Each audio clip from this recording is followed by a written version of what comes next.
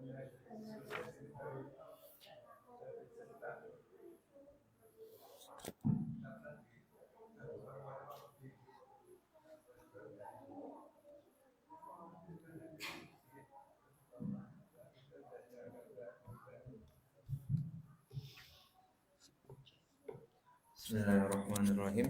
Assalamualaikum Bapak Ibu sekalian yang dirahmati Allah Ta'ala. Assalamualaikum warahmatullahi wabarakatuh.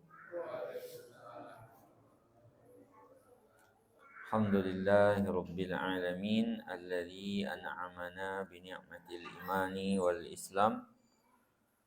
Asyhadu an la ilaha illallah wahdahu la syarikalah wa asyhadu anna Muhammadan abduhu wa rasuluh. Wassalatu wassalamu ala rasulillah wa ala alihi wa ashabihi wa man tabi'ahu bi ihsanin ila yaumiddin amma ba'du. Rabbi shrah li sadri wa yassir li amri wahlul 'uqdatam min lisani yafqahu qawli. Rabbi zidni ilma warzuqni fahma. Bapak-bapak, ibu-ibu sekalian jamaah salat Maghrib Masjid Al-Ikhlas yang dirahmati Allah Subhanahu wa taala. Alhamdulillahirabbil alamin, di malam hari ini, di malam Jumat, ya, kita diberikan kemudahan oleh Allah Subhanahu wa taala, malam khusus, ya, malam yang Allah lebihkan, ya, karena dia terkait dengan hari Jumat. Ya, mudah-mudahan kita semua diberikan keberkahan oleh Allah Subhanahu wa taala insyaallah. Kemudian salawat dan salam pada Rasulullah sallallahu alaihi wasallam, kepada keluarganya, para sahabatnya dan para pengikutnya sampai akhir kelak. Bapak Ibu sekalian yang dirahmati Allah Subhanahu wa taala, pembahasan kita di malam hari ini masih terkait dengan zakat, ya Pak. Kita masuk di tentang hukum orang yang tidak mau membayarkan zakat dan masalah-masalah yang terkait dengan haul, syarat dan sejenisnya. Sekarang kita lihat dahulu, Pak, hukum orang yang tidak mau membayarkan zakat. Zakat ini kan salah satu rukun Islam, nih Pak. Bagian dari daruriyatuddin, salah satu hal pokok dalam agama. Ya, para ulama bersepakat dan sudah masyhur, ya, semua kita tahu bahwasanya zakat itu hukumnya wajib, ya. Zakat itu hukumnya wajib bagi yang sudah memenuhi ketentuannya, Pak. Dan itu sudah menjadi ijma'nya para ulama itu, Pak. Jadi nggak ada yang menyelisihi itu. Kalau ada orang yang mengingkari kewajiban zakat, ya, mengingkari kewajiban zakat itu, maka dia dianggap keluar dari Islam. Mengingkari kewajibannya, Pak. Jadi dia mengatakan bahwasanya tidak ada kewajiban zakat dalam Islam, padahal dia tahu ada dasarnya, maka dia dianggap keluar dari Islam dan waqutila kufran, dan dia akan diperangi, ya Pak, dan dijatuhkan hukuman kematian atau hukuman bunuh, Pak. Kafir, karena dianggap kafir, diperangi. Makanya Abu Bakar itu kan memerangi orang-orang yang tidak mau membayarkan zakat, karena mereka berkeyakinan nggak ada kewajiban zakat setelah Rasulullah SAW meninggal. Mereka menganggap zakat itu kayak upeti, jadi mereka menganggapnya dulu upeti kepada Rasulullah SAW, sehingga ketika Rasulullah meninggal mereka nggak mau bayar lagi. Makanya Abu Bakar memerangi orang yang tidak mau membayar zakat, kecuali mereka baru masuk Islam, gitu. Baru masuk Islam, belum tahu hukumnya, baru itu termaafkan. Tapi kalau seandainya dia sudah lama berislam, sudah tahu dalil kewajiban zakat, kemudian tiba-tiba dia nggak mau bayar zakat karena meyakini ketidakwajibannya, itu berarti dia keluar dari Islam dan diperangi sama pemerintah, Pak. Perangi sama pemerintah. Bukan pribadi kita yang memerangi dia, ya.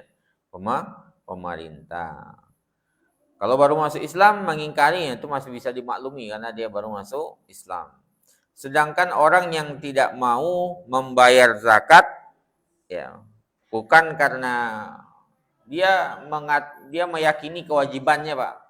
Cuman karena ya mencintai hartanya itu. Dia mencintai hartanya sehingga banyak alasan mau mengeluarkan. Nah, ini tidak sampai mengeluarkannya dari Islam.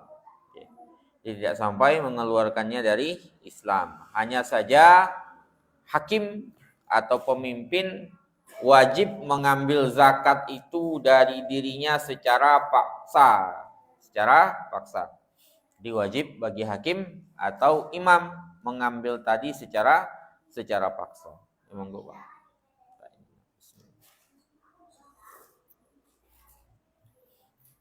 Di hakim berkewajiban untuk mengambil secara paksa. Jadi kalau seandainya seseorang itu dia mengakui kewajibannya, syarat sudah terpenuhi, tapi nggak mau bayar zakat, ya, maka hakim atau pemerintah mengambilnya secara paksa. Kemudian orangnya ditakzir.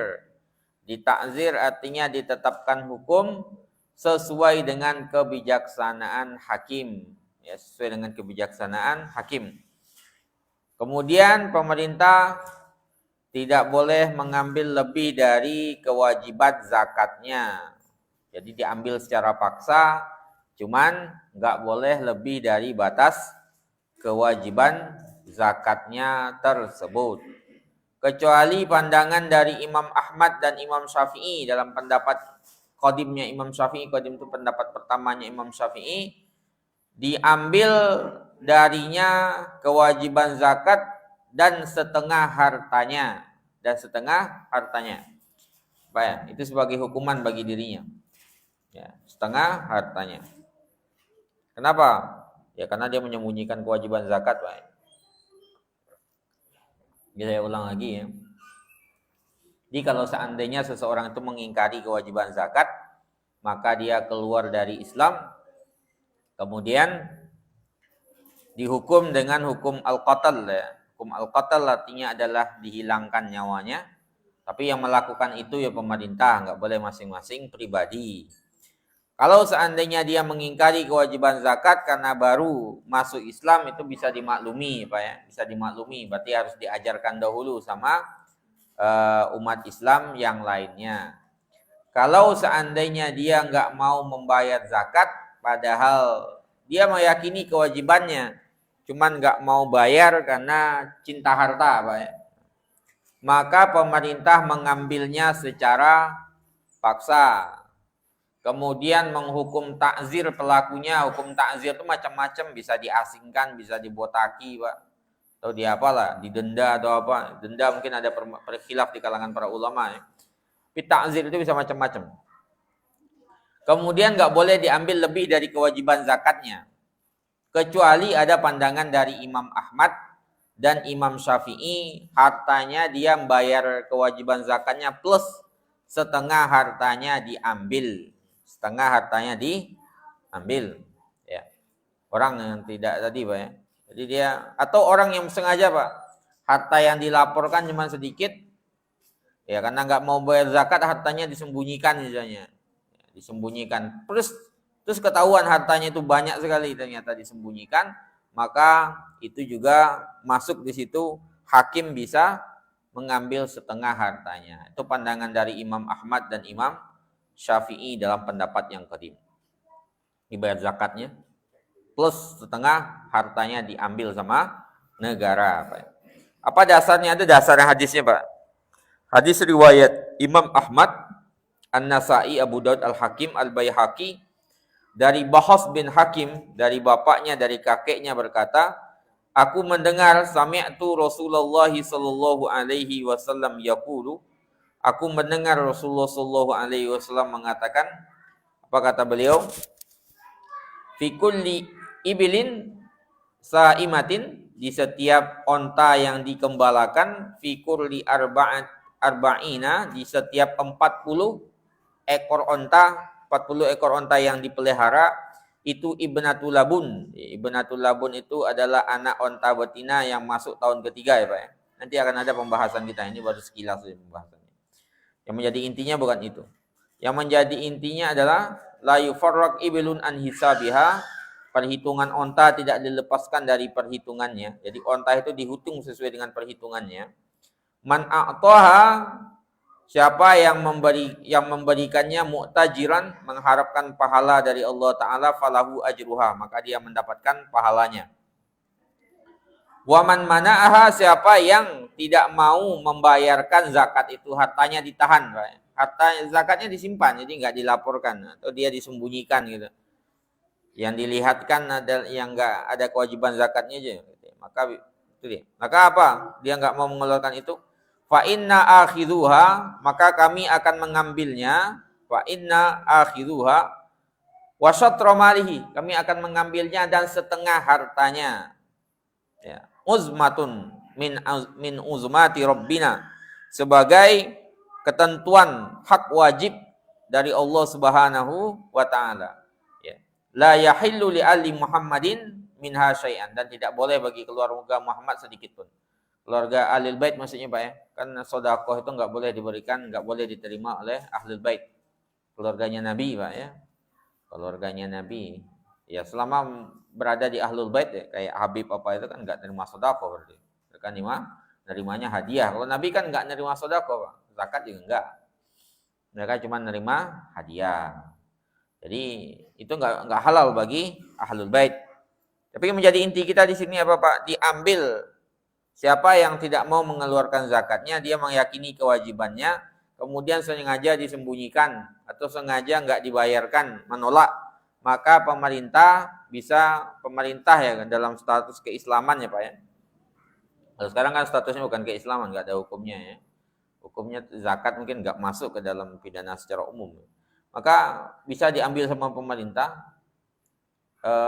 kewajiban zakatnya plus setengah hartanya sebagai hukuman bagi dirinya tidak mau menjalankan kewajiban kepada Allah Subhanahu wa taala.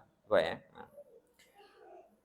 Kalau seandainya ada suatu kaum itu tidak mau membayarkannya sama sekali, Pak, padahal dia meyakini kewajibannya, ya. Kemudian mereka memiliki kekuatan dalam artian, Pak, satu kampung misalnya diminta nggak mau sama sekali bayar zakat, kami nggak mau bayar zakat, padahal banyak orang yang bisa bayar zakat di situ. Atau misalnya satu kabilah ya, kalau dulu kan kabilah ya. Mereka punya kekuatan, pasukan ada, persenjataan ada. Maka kalau seandainya mereka bersikeras nggak mau bayar zakat, maka diperangi oleh pemerintah yang sah sampai mereka mau bayarkan. Itu yang dilakukan oleh Abu Bakar gitu. Karena kabilah-kabilah di sekitar Arab itu dulu Pak, di sekitar Mekah itu udah pada murtad mereka itu. Murtad nggak mau bayar zakat lagi gitu ya. Murtad ya jelas mereka nggak mau juga bayar zakat. Itu dua problema Abu Bakar ketika itu. Kan diperangi sama Abu Bakar. Kenapa? Karena mereka punya pasukan juga. Jadi kalau seandainya perorangan diambil itunya kewajiban zakatnya. Sedangkan ada riwayat tadi dari pendapat Imam Ahmad dan Syafi'i itu diambil plus setengah hartanya sebagai hukuman gitu ya. Dasarnya hadisnya tadi itu. Kalau seandainya mereka punya pasukan, punya kekuatan, Pak, ada kewajiban zakat, misalnya, tapi mereka nggak mau bayarkan, tapi dia punya pasukan, Pak, berarti diperangi, pakai militer itu udah, gitu, pakai militer pasukan, diperangi sampai dia mau membayarkan zakatnya. Pak. Kemudian ada juga hadis riwayat Bukhari Muslim dari Ibnu Umar radhiyallahu anhuma, Nabi sallallahu alaihi wasallam mengatakan, umirtu an uqatilan nasa, aku diperintahkan untuk memerangi manusia ya Pak. Memerangi di situ bukan berarti membunuh ya Pak. Ya.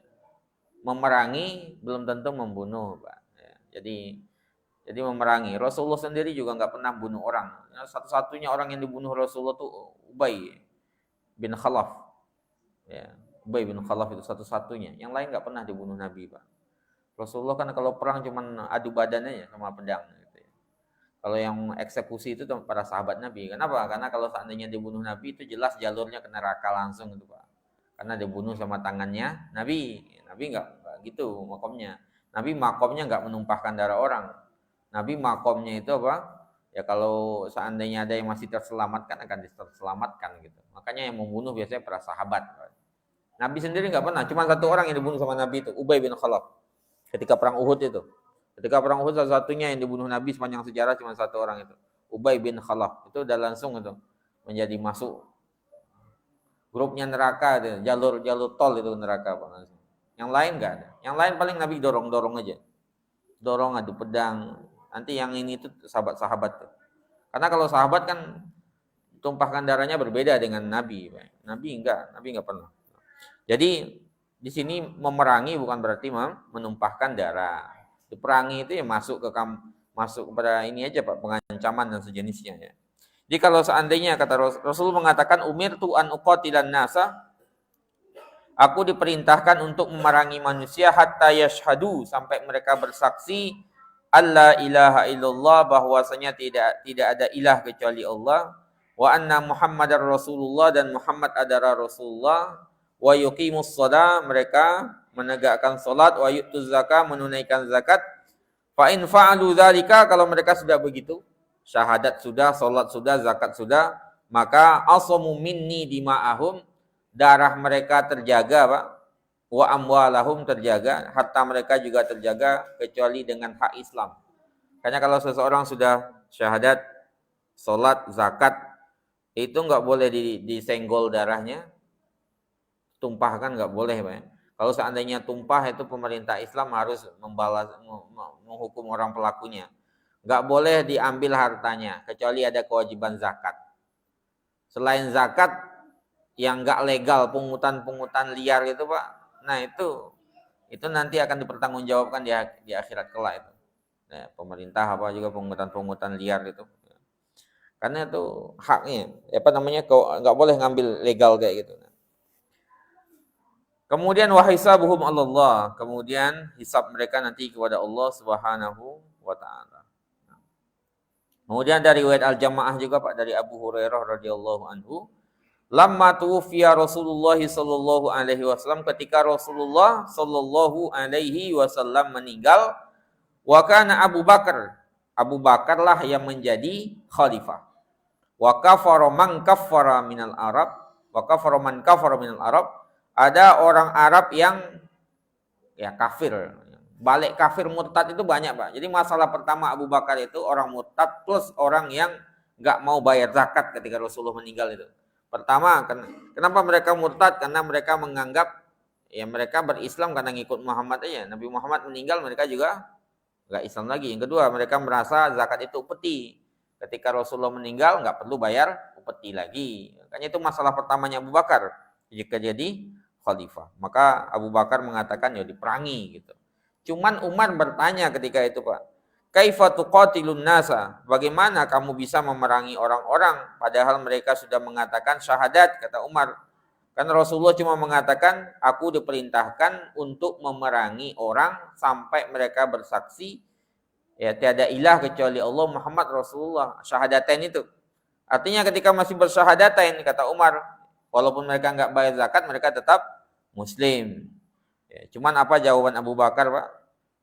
Wallahi, kata Abu Bakar, demi Allah, la uqatilanna, aku akan memerangi man farraqas salata waz zakata, siapa yang memisahkan antara salat dan zakat.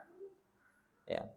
Jadi orang-orang yang enggak mau bayar zakat ketika zaman Abu Bakar itu salat masih, tapi zakat enggak mau karena mereka menganggap itu upeti Pak ya. Makanya Abu Bakar, Umar bertanya, kok kamu memerangi orang yang masih sholat, masih bersyahadat, walaupun dia nggak bayar zakat? Makanya kata Abu Bakar mengatakan, aku akan memerangi orang yang memisahkan antara sholat dengan zakat. Itu dua hal yang nggak bisa dipisahkan Pak ya, sholat dan zakat. Karena zakat itu adalah haknya Allah Subhanahu wa taala, ya, hak di dalam harta. Apaan ya? Salat itu hak terkait dengan Allah Subhanahu wa taala, maaf. Kemudian zakat itu adalah hak yang terkait dengan harta. Hak terkait dengan harta. Fa inna zakah haqqul mal. Wallahi, kata Umar bin Khattab, demi Allah, lau manauni inaqan, kalau seandainya mereka tidak mau memberikan kepadaku ya, domba kecil. Inaqan itu domba atau onta kecil. Inaqan artinya adalah al-ma'az, domba kecil. Domba kecil yang dahulu mereka bayarkan kepada Rasulullah, qataltuhum, aku akan memerangi mereka. Ya. Memerangi mereka karena tidak mau membayarkannya. Kalau dalam riwayat lainnya itu iqolan. Iqolan itu artinya talinya. Dulu dia bayar tali. Ini tali ini bukan karena ada kewajiban zakat di tali, Pak ya. Cuman untuk menunjukkan mubalaghah di situ. Kalau para ahli hadis menjelaskan mubalaghah itu hal paling sepele pun kalau dulu mereka bayarkan, enggak mereka bayarkan, saya akan perangi mereka gitu kira-kira, Pak ya. Jadi kewajiban zakat kan enggak ada di tali, enggak ada di tali. Iqalan itu mubalaghah namanya. Mubalaghah itu untuk menunjukkan pokoknya saya serius memerangi gitu kata Abu Bakar. Yang enggak mau bayar akan saya cari kira-kira. Itu Pak, orang yang tidak mau membayarkan zakat. Jadi orang yang tidak mau membayarkan zakat hukumnya kalau dilihat dari 3 sisi Pak ya. Pertama, kalau seandainya dia tidak mau membayarkan zakatnya, meyakini tidak wajibnya. Jadi dia mengatakan nggak wajib zakat, ngapain ini zakat, nggak perlu gitu ya. Yang diperangi Abu Bakar itu berarti sama kayak gitu Pak. Berarti dia keluar dari Islam dan diperangi berarti. Qutila kufran. Dia dibunuh, dijatuhkan hukuman bunuh sama pemerintah ya. Karena pemerintah yang berhak melakukan itu karena kafir, murtad, dianggap murtad. Karena nggak bisa dipisahkan antara sholat dengan zakat. Kedua, orang yang menolak itu karena dia baru masuk Islam. Nah ini orangnya harusnya diajarkan. Dia baru masuk Islam, baru mu'allaf ya Pak ya. Ada alasan juga kalau mu'allaf itu. Ya. Dia nggak mau bayar zakat ya udah dinasehati dulu, dibimbing dengan baik. Yang ketiga, kalau seandainya dia mengakui kewajibannya Pak, cuman dia nggak mau bayarin, ya karena memang rasa ya kita kan ada punya rasa memiliki, rasa bakhil kan ada dalam diri kita, atau dia sembunyikan hartanya Pak. Jadi yang dilihatkan gajinya cuman uangnya cuma sedikit gitu, uang simpanannya tinggi, uangnya disimpan semua nggak diperlihatkan. Kemudian tiba-tiba diperiksa sama pemerintah ketahuan ternyata uangnya banyak gitu. Maka ketika itu pemerintah bisa mengambilnya sesuai dengan jumlah zakat yang harus dibayarkan plus takzir. Takzir itu artinya hukuman sesuai dengan kebijaksanaan hakim. Ya, takzir itu bisa nanti diasingkan, takzir itu bisa dicambuk. Takzir itu artinya ketentuan kebijaksanaan hakim. Kan dalam Islam tuh hukum tuh dua Pak. Ada hudud, ada takzir.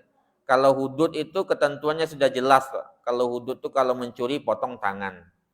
Orang berzina kalau belum nikah 80 kali cambuk. Kalau dia udah menikah dirajam. Membunuh dikisos gitu. Itu namanya hudud. Kalau takzir itu sesuai kebijaksanaan hakim.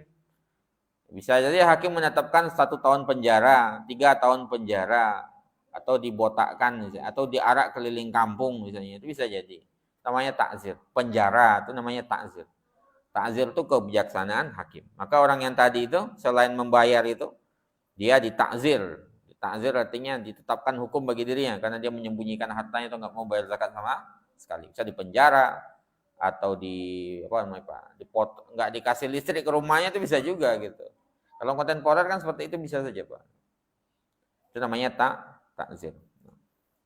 Cuman ada riwayat pandangan dari Imam Ahmad dan Syafi'i itu diambil lagi setengah hartanya. Jadi bayar zakat plus nggak bayar zakat tadi ya, diambil hartanya sesuai, dia harus membayar sesuai dengan jumlah zakatnya plus ditambahkan dengan setengah hartanya diambil. Kalau hartanya 100 juta misalnya, 1 miliar misalnya, berarti 500 jutanya diambil sama pemerintah. Plus kewajiban zakat yang sebelumnya nggak dibayarkan. Itu pandangan dari Imam Ahmad dan Syafi'i. Dasar hadisnya tadi itu. Dasar hadisnya tadi yang kita bacakan. Sekarang kita lihat Pak, siapa yang wajib membayarkan zakat? Alaman tajib. Zakat itu wajib kepada seorang muslim. Jadi non muslim nggak ada kewajiban zakatnya. Walaupun dia pakai nama zakat ya tetap nggak diterima zakatnya Pak ya. Dia nggak, ya semua amalan itu ya nggak diterima dari orang kafir itu, kufar itu. Makanya dikatakan dalam hadis Rasul Amri al-Islam, perkara segala urusan itu berpangkal dari Islam.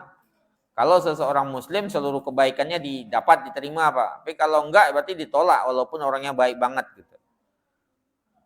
Tapi kalau seandainya orang baik tadi dia masuk Islam sebelum meninggalnya Pak, itu seluruh amalannya ditarik semuanya, diambil semuanya. Taruhlah misalnya yang menemukan ini listrik ya, Nah, kita ceritakan listrik atau apa, Pak. Ini istri kita pakai sholat, kita pakai ngaji, yang banyak pahalanya kalau seandainya dia muslim. Cuman dia nggak muslim gitu ya. Berarti nggak dapat apa-apa. Cuman ketika dia mau meninggal, Pak, dia bersyahadat sebelum nyawa sampai di kerongkongan misalnya. Sejam sebelum meninggal dia sehat-sehat aja, tapi dia bersyahadat. Asyhadu an la ilaha illallah, asyhadu anna Muhammadar Rasulullah. Maka seluruh kebaikannya ketika dia masih kafir itu dihitung sebagai pahala itu. Nah, itu rahmatnya Islam di situ, Pak. Rahmatnya Islam di situ. Sama kayak kita misalnya. Kita bejat lah ketika awal, ketika kecil atau ketika remaja gitu. Cuman ada kebaikan kita. Perilaku bejat, sholat jarang gitu. Gak ikhlas sama sekali kalau misal sedekah ya gara-gara pengen dipuji orang. Cuman ada kesadaran ketika sudah tua, amal-amal dahulu itu. Nah, kalau seandainya dia benar-benar taubat nasuha itu dihitungnya sebelum-sebelumnya itu, Pak. Asalkan memang taubat nasuha. Enggak ada yang sia-sia di hadapan Allah Ta'ala. Cuman ya nasuha gitu ya. Jangan taubatnya taubat ini. Karena memang semua hidup itu berproses, Pak. Makanya kita memohon pada Allah Ta'ala istiqomah sampai akhir itu, Pak.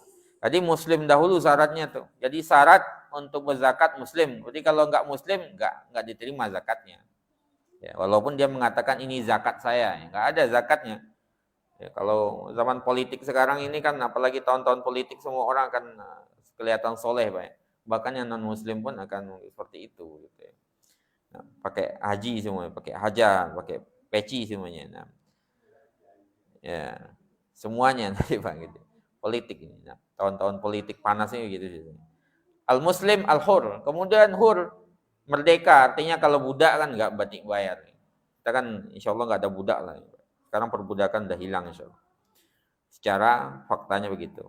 Kalau di bawah tangan enggak tahu kita. Yang berikutnya adalah al-malik lin nisab. Sampai nisabnya.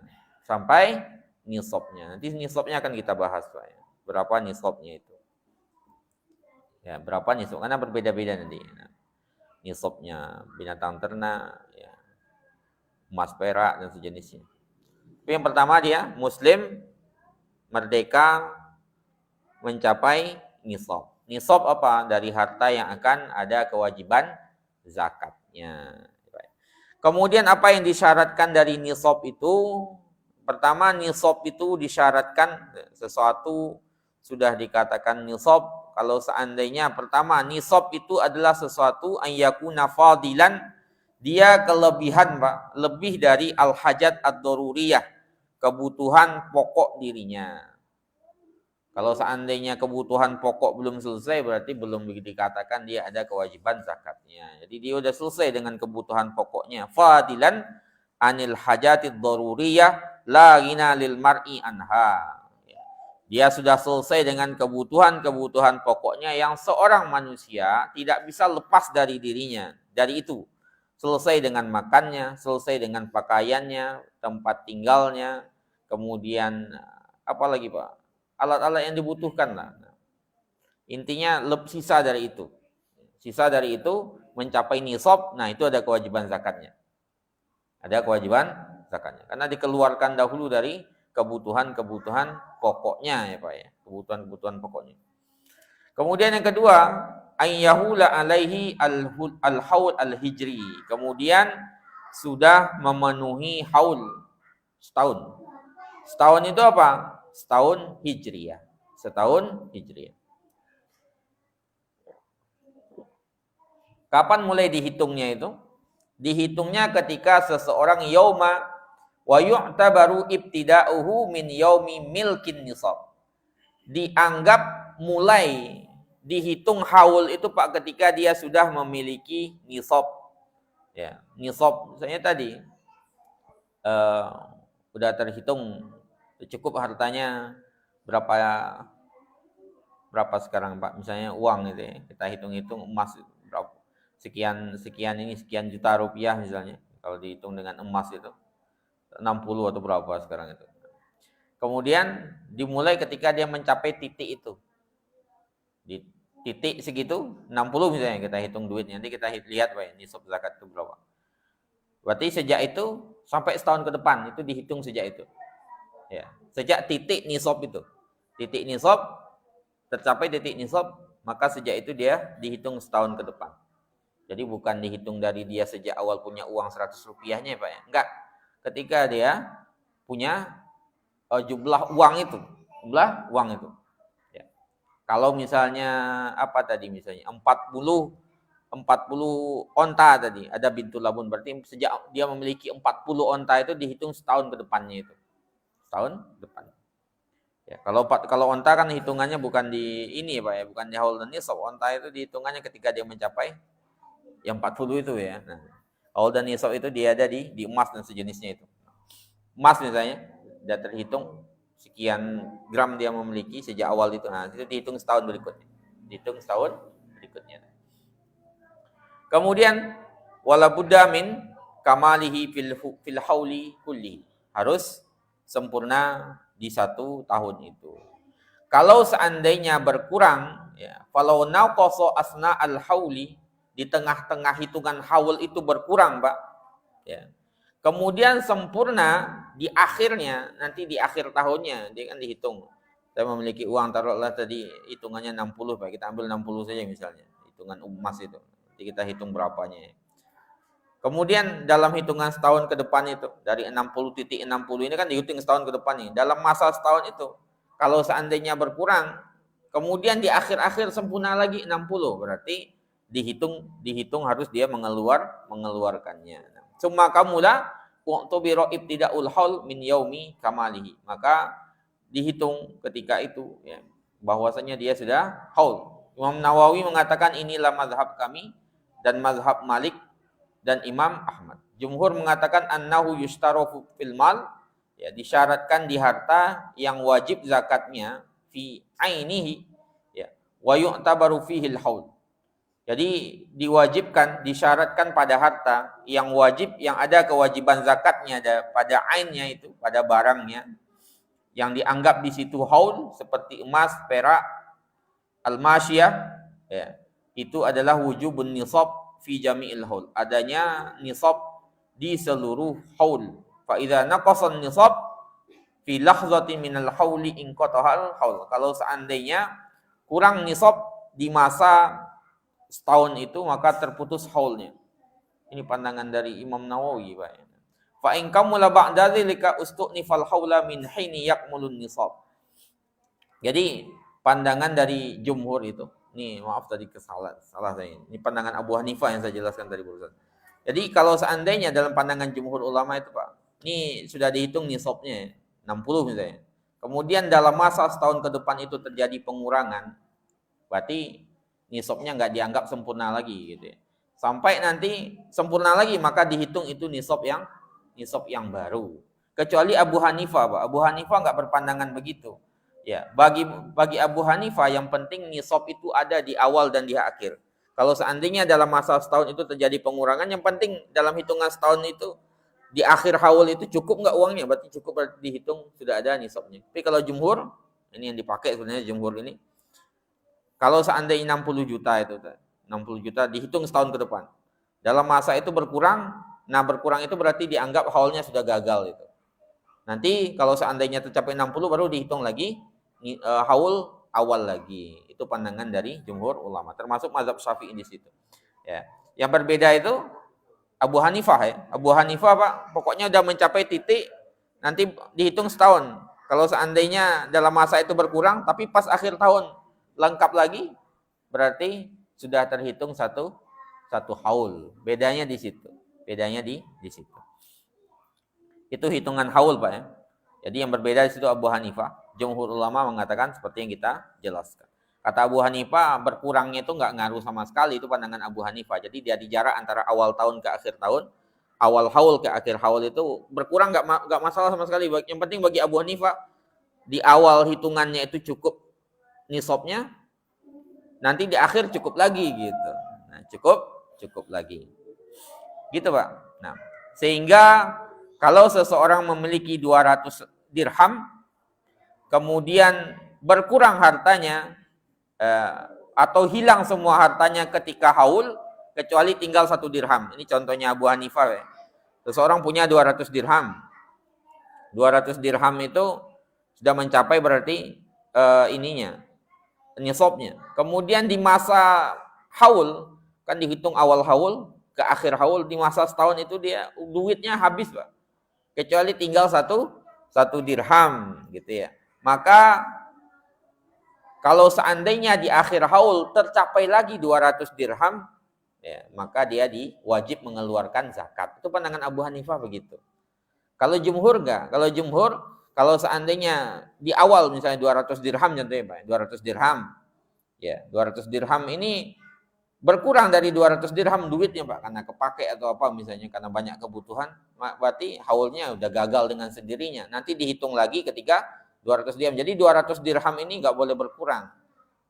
Nambah boleh duitnya, tapi kurang tidak gitu. Kurang tidak. Jadi 200 dirham ini stabil sampai akhir. Jadi kalau yang baru ya, kalau seandainya ada 400 berarti dihitung dari yang 200 yang baru itu tersebut. Seperti itu hitungannya Pak kalau jumhur ulama. Nah, cuman syarat ini tidak mencakup untuk zakat zuru', tanaman dan buah-buahan, tanaman dan as-simar, buah-buahan. Fa innaha tajib yaumal hisad, karena kayak padi dan sejenisnya Pak, itu wajib pembayarannya kan ketika masa panen gitu ya. Karena mencakup haul dia. Haul itu ada di emas, perak dan ya, al-masyiyah. Al-masyiyah binatang ternak dengan ukuran tertentu. Kalau padi itu enggak, dia masa panennya, Pak, masa panennya. Dalam Al-Qur'an kan dikatakan Al-An'am 141 itu. Wa'atu haqqahu yauma hasadihi. Berikan haknya pada hari di panennya. Panennya. Dikatakan oleh Al-Abdari, amwaluz zakat dorbani. Harta yang wajib dizakatkan itu ada dua. Yang pertama, mahuwa namaun fi nafsihi, yang dia tumbuh dengan sendirinya seperti bibijian dan sejenisnya, maka wajib zakat padanya. Ya, tajibu zakatu fihi liwujudihi, karena adanya barang tersebut. Yang kedua, ya, mayarsud lin nama, ya, yang diinvestasikan ya Pak, yang apa namanya, yang digunakan untuk tumbuh, diinvestasikan biar tumbuh dia, seperti dinar, dirham, barang-barang perdagangan, binatang ternak, maka di sini dianggap haul. Ya, adanya haul. Sehingga tidak ada zakat pada nisabnya kecuali sampai haulnya. Jadi yang ada haulnya begitu, Pak. Kadang-kadang kalau biji-bijian, padi dan sejenisnya itu hitungannya adalah panennya ya, wa tuhaqqahu yauma hasadi. Kalau yang lain emas perak itu hitungannya adalah haul dan nisab. Jadi walaupun uang kita sudah banyak Pak, 100 juta misalnya, ada kewajiban zakatnya di situ, berarti ada. Cuman belum sampai setahun. Ya.